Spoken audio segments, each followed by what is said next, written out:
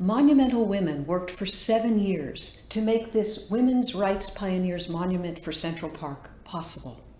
The site is part of Literary Walk, and Sojourner Truth, Elizabeth Cady Stanton, and Susan B. Anthony belong here because they changed the world with their words, so I've shown them working with words.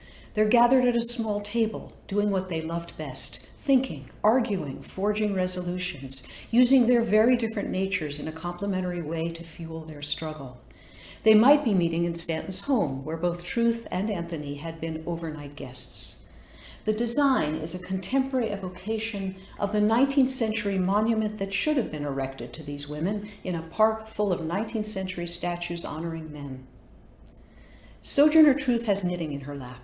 In photographs, Truth often displayed her knitting, which was intentionally symbolic. Knitting was not a skill taught to enslaved people.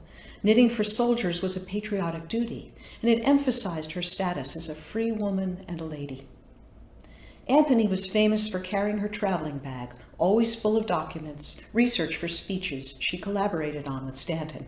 Here it overflows with pamphlets for women's rights conventions, petitions to legislatures, and flyers for lectures by Sojourner Truth.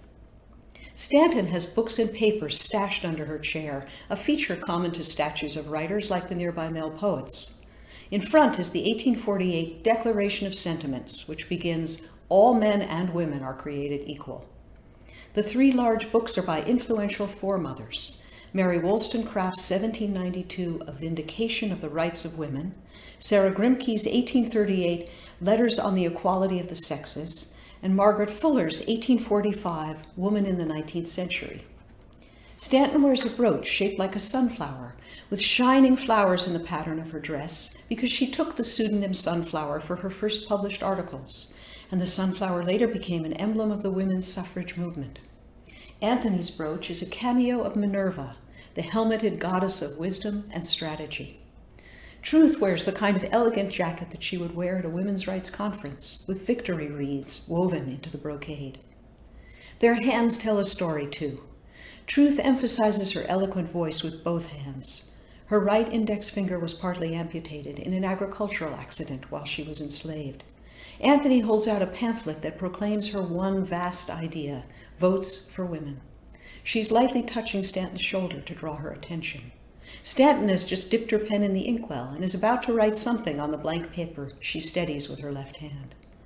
The statues are portraits and at the same time represent aspects of activism: Truth speaking, Anthony organizing, and Stanton writing.